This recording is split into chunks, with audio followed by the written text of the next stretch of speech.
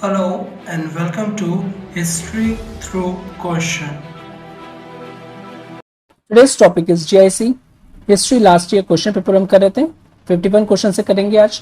Who among the following was the last person whom Gautam Buddha preached his last lesson? It was a pretty factual question and the correct answer is D. सुबत. अब ये जो सुबत थे ये एक wandering acidic थे जो कि गए थे कुशीनरा में और कुशीनगरा में. अब जब ये गए थे तो इनको पता चला था बेसिकली कि जो टुडे है is the third watch of the night and the final passing parinirvana जो कि हो रहा था एसेटिक गौतम बुद्धा का. ओके, अब ये जो गौतम बुद्धा है परिनिर्वाणा जहां पे उनकी डेथ हुई थी और इनके जो ये इवेंट है इसको परिनिर्वाणा कहते हैं और ये हुआ कहा था कुशीनगरा में हुआ था. तो ये क्वाइट इंपॉर्टेंट है. Okay, so with this the correct answer is D. Second question 52. Famous revolutionary Ashutosh Koyla was a member of which revolutionary organisation. तो आपको बताना है कि वो किस ऑर्गेनाइजेशन से रिलेटेड थे. इस टाइप के क्वेश्चंस काफी आते हैं जहां पे आपको एक पर्सनालिटी का नाम दिया जाएगा एंड आस्क कि ये किस से ऑर्गेनाइजेशन से रिलेटेड है. सो यहाँ पे करेक्ट आंसर अगर हम देखें दैट इज दी विद्युत वाहिनी. तो आशुतोष जो कोयला है ये बॉर्न हुए थे मिदनापुर डिस्ट्रिक्ट में और ये मेंबर थे विद्युत वाहिनी की. अब या तो विद्युत वाहिनी ऐसे भी लिखा जाता है या फिर विद्युत वाहिनी ऐसे भी आ सकता है. ठीक है, तो दोनों तरीके से हो सकता है. तो ये रेवोल्यूशनरी ऑर्गेनाइजेशन थी. अब ये किस टाइम पे प्रिवलेंट थी revolutionary organisation? That is the quit India movement के टाइम में 1942 के टाइम पे. एंड इट वाज और simply he was a revolutionary due to which he was shot dead by the police. अब यहाँ पे एक दूसरी चीज है, यहाँ पे आशुतोष कोयला जो कि इनका टाइम पीरियड है दैट इज 1924 से 1942. एंड अगर इनसे मिलती जुलती पर्सनालिटी है दैट इज द आशुतोष काली. आशुतोष काली इनका जो टाइम पीरियड है दैट इज द 1891 से लेकर 1965. अब ये जो थे ये फरीदपुर में बॉर्न हुए थे आशुतोष काली. ठीक है, और साथ ही साथ ये अनुशीलन समिति से ज्वाइन थे. अनुशीलन समिति से रिलेटेड थे और ये इन्होंने पार्टिसिपेट किया था चंद्रकोना डकैती. बिकॉज अगर ये पूछा है तो हो सकता है कंफ्यूज करने के लिए ये भी ऑप्शन डाल सकते थे. तो आपको पता होना चाहिए कि आशुतोष कोयला और Ashutosh Kali are the two different personalities. Okay, साथ ही साथ ये रिलेटेड थे मर्डर ऑफ जतेंद्र मोहन घोष जो कि डीएसपी थे उस टाइम के और के हैं हम 1915 के. साथ ही साथ इंडो जर्मन कॉन्स्पिरेसी से भी रिलेटेड थे ये.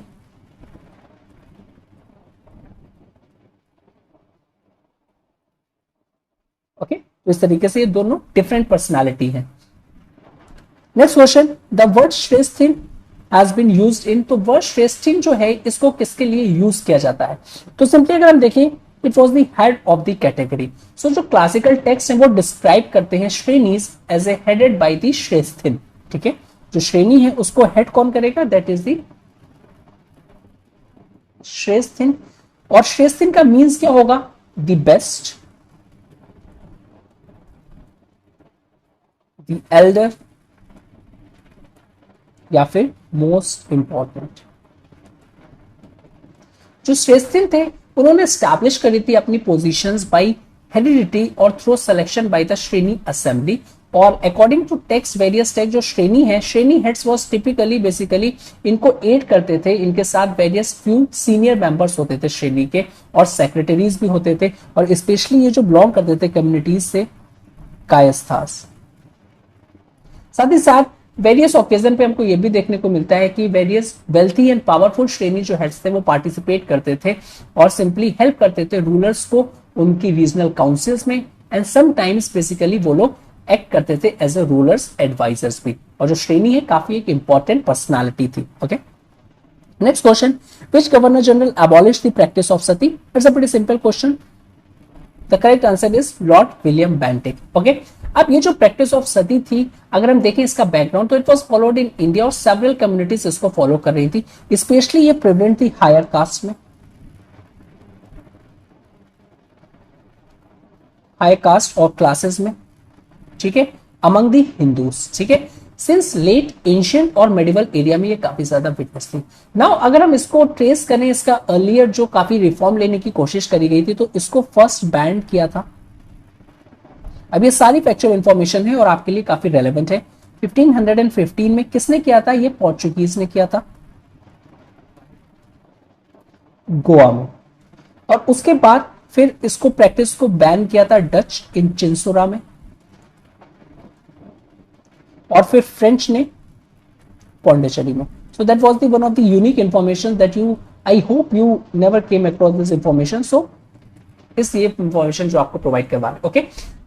लेकिन अगर हम देखें तो ये जो प्रैक्टिस थी, it was not much prevalence in these areas, but during British era क्या हुआ, जो प्रैक्टिस ऑफ सती थी वो मोस्ट कॉमनली प्रैक्टिस हो रही थी बंगाल के रीजन में, और राजपुताना का जो रीजन था वहां पे काफी ज्यादा प्रिवलेंट थी ये, ठीक है। जो ब्रिटिश थे उन्होंने इसको परमिट किया था इनिशियली, बिकॉज वो सिर्फ ट्रेडर्स थे और वो इंटरफेरेंस नहीं करना चाहते थे with respect to the culture, but उन्होंने फॉर्मली बैन किया था इस प्रैक्टिस को 1798 में ओनली इन कैलकाटा। तो ये सारी जो क्रोनोलॉजी है with respect to sati, it was quite important और ये आपको पता होना चाहिए, ठीक है। हाउएवर ये कंटिन्यू रही थी सराउंडिंग एरियाज में, ठीक है। उसके बाद हम देखते हैं at the end of 19th century जो ब्रिटिश थे उन्होंने स्टार्ट कर दिया था collecting facts and figures with respect to the practice of sati, because ये काफी ज्यादा एक इनह्यूमन प्रैक्टिस थी कि सेल्फ इमोलेशन, ठीक है। जो विमेन थी उसका अगर हस्बैंड डाई हो जाता तो फ्यूनरल पायरे में उसको सेल्फ इमोलेट किया जाता था। That was quite and means एक some sort of societal evil था that exist in our society. So data जो था उसके बाद जब इसको स्टार्ट किया गया फैक्ट्स एंड फिगर्स, तो data show that only in 1817 का अगर हम देखें तो समवेयर अराउंड 700 जो विडोज थी उनको बर्न किया गया था अलाइव, और ये जो डेटा था specifically with respect to the Bengal alone था, यानी बंगाल में सिर्फ और सिर्फ इतना उनको विमेन्स जो थी दैट इज द विडोज थी उनको बर्न किया गया था। अब इसमें दो इंपॉर्टेंट पर्सनैलिटी आ जाती है, एक तो विलियम बेंटिंग और एक एफर्ट्स ऑफ राजा राम मोहन राय, ठीक है। तो सबसे पहले राजा राम मोहन रॉय के बारे में देख लेते हैं।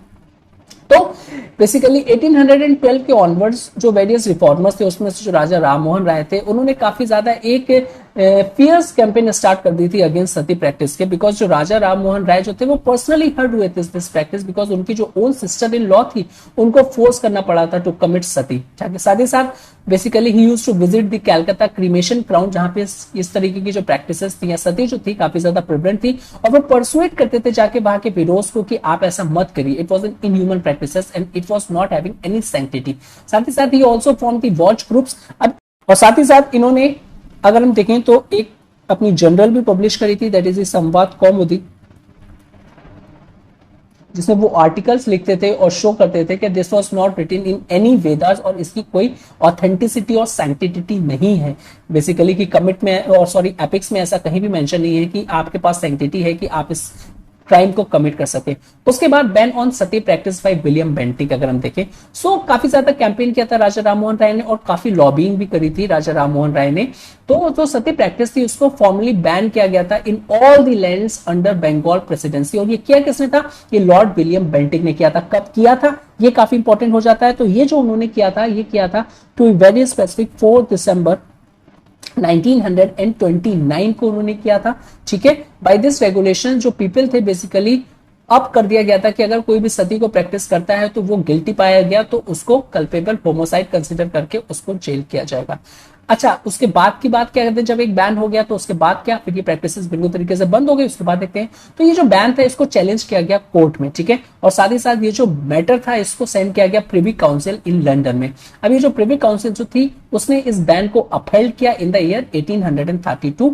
आफ्टर दैट जो अदर टेरिटरीज थी वहां पे भी स्टार्ट फॉलोइंग हो गई कि अब वहां पे भी सती को बैन किया जाए, बट साथ ही साथ ये रिमेन लीगल रही इन दी प्रिंसली स्टेट्स। पर्टिकुलरली जो हमने देखा था एक तो बंगाल का रीजन था जहां पे इस तरीके से जो बैनिंग स्टार्ट हो गई थी, लेकिन जो राजपुताना का जो रीजन था अभी भी वेरी कॉमन था, यहाँ पे प्रैक्टिसेस हो रही थी। लेटर जो जयपुर था फिर उसने बैन करी थी इस प्रैक्टिस को इन द ईयर 1846।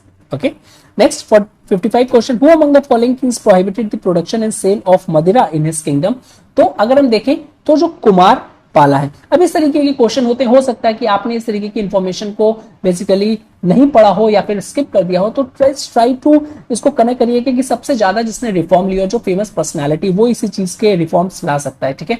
तो जो कुमार पाला है इनका जो टाइम पीरियड है दैट इज 1143 से लेकर 1172। Now why I am telling you इनका जो time period it is because जब कोई क्वेश्चन आता है तो काफी इजी हो जाता है आपको रिलेट करने से, इवेंट करने से, अगर आपको इनका टाइम पीरियड पता हो। तो ये इंडियन किंग थे, कहां के थे? ये चालुक्यास के किंग थे, ठीक है, और सोलंकी डायनेस्टी से बिलोंग करते थे, सोलंकी डायनेस्टी। अब ये सोलंकी डायनेस्टी है कहां की? ये है गुजरात की। तो ये सारी चीजें पता होनी चाहिए। ओके, साथ ही साथ अगर हम आज के टाइम पे देखें तो प्रेजेंट डे ये रूल करते थे गुजरात और इनके जो आसपास के रीजन थे। इनकी कैपिटल क्या थी? इनकी कैपिटल जो थी that was quite important, that is the अहिनिला पटका, या फिर नॉर्मल अगर हम कह सकते हैं जो पटन था वो एरिया इनकी कैपिटल थी। और ये डेकेडेंट थे चालुक्य रूलर्स भीमा फर्स्ट के। जो कुमारपाला थे बेसिकली उन्होंने जो अपनी अर्ली लाइफ थी वो एग्जाइल में लगवाई in order to avoid persecutions by his relative, और इनके जो प्रेडिसेसर थे जयसिम्हा सिद्धा राजा, साथ ही साथ ये पावर में आए जब जयसिम्हा की डेथ हो गई, और इनको हेल्प किया इनकी थ्रोन में आने के लिए इनके ब्रदर इन लॉ ने।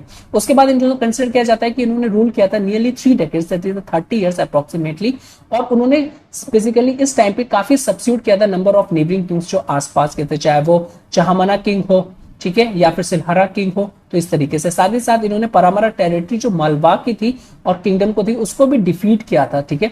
और ये जो कुमारपाला थे ये एक डिसाइपल थे जैन स्कॉलर के जो कि थे हेमचंद्र, और इन्होंने अडॉप्ट किया था जैनिज्म को, ठीक है, इनकी एंड ऑफ इस रेन के टाइम पे।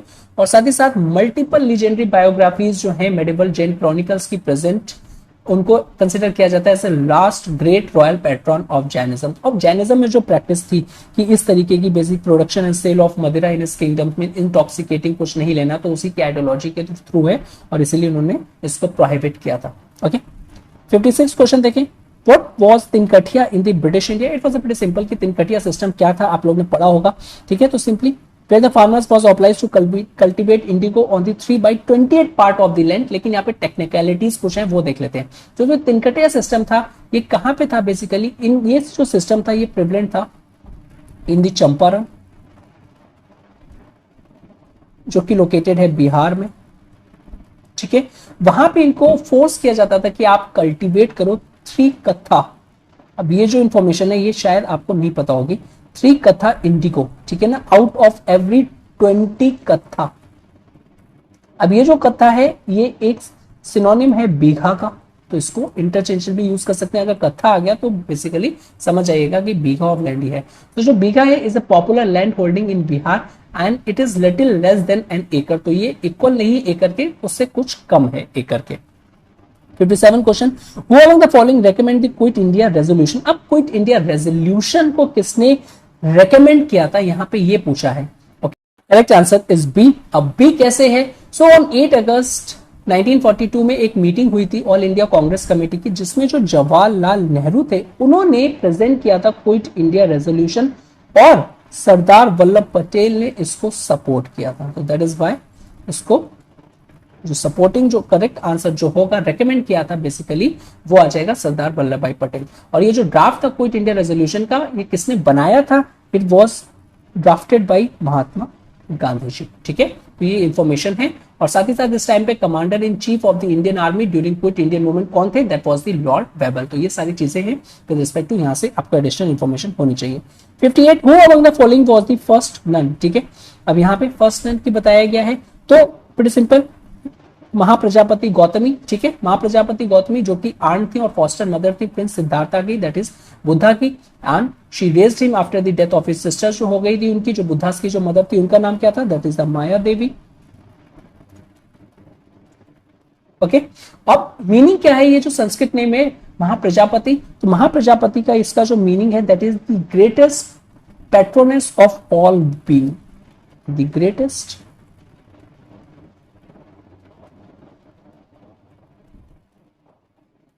patroness of all beings।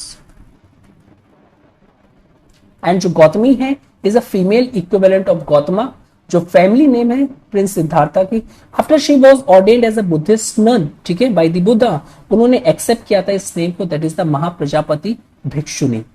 Okay, next 59 question, under whose leadership did Jahangir send a campaign against the Kangra in 1620? Okay, तो यहाँ पे जो करेक्ट आंसर है that is the A, king Vikramjit. तो जहांगीर थे बेसिकली वो सोच रहे थे कैप्चर करने का, that is the fort of Kangra, जो अकबर अगर जो अर्लियर टाइम पे देखें तो वो फेल्ड हो गए थे, ठीक है। तो मुर्तजा खान जो गवर्नर ऑफ द पंजाब थे उनको कहा गया था कि और directed to conquer Kangra, but वो फेल्ड हो गए थे, ठीक है, on the account of jealousy, और साथ ही साथ अपोजिशन जो आ रहे थे राजपूत चीफ से, वो वर एसोसिएटेड विद देम। उसके बाद देन प्रिंस जो खुर्रम थे उन्होंने पुट इन चार्ज लिया था अपनी कमांड का। अब ये जो सीज ऑफ कांगड़ा था it was pushed on for weeks, काफी वीक तक इसकी लड़ाई चली थी। अब इसकी वहां पे सप्लाईज कट ऑफ कर दी थी in order to win the fort of Kangra, because काफी स्ट्रॉन्ग था। अब ये जो गैरिसन था had to live on the boiled dry grass, इस तरीके की चीजें हो गई थी, and it was faced with the death and starvations. तो अगर हम देखें after the siege of 14 months ये जो फोर्ट था सरेंडर किया था इन नवंबर 1620 में, और 1621 में Jahangir visited and order the slaughter of a bullock at a hard place, and a mosque was also built within the fort of Kangra. So these are some information with respect to the Kangra. 60 question. Who among the following has composed the book Gaya Saptasati? अब गया सप्तसती जो है that is a Satavahana ruler जो हाला है, उन्होंने ये लिखा था। किंग जो हाला है उन्होंने कंपाइल करी थी ये गधा सप्तसती, ठीक है। और ये तो गधा सतसई है, ये किस लैंग्वेज में है? तो ये अगर हम देखें तो ये है simpler language, that is the Prakrit language में है गदा सप्तशती। अब ये है क्या? एक कलेक्शन ऑफ पोएम्स है जिसमें मोस्टली इसकी जो थीम है इसकी लव एज अ थीम है। साथ ही साथ इसमें अगर देखें अराउंड 40 ऑफ द पोएम्स जो है वो एट्रीब्यूट करी गई है टू दी हाला हिमसेल्फ, खुद ही कौन को। अब जो हाला थे ये मिनिस्टर थे गुंडिया,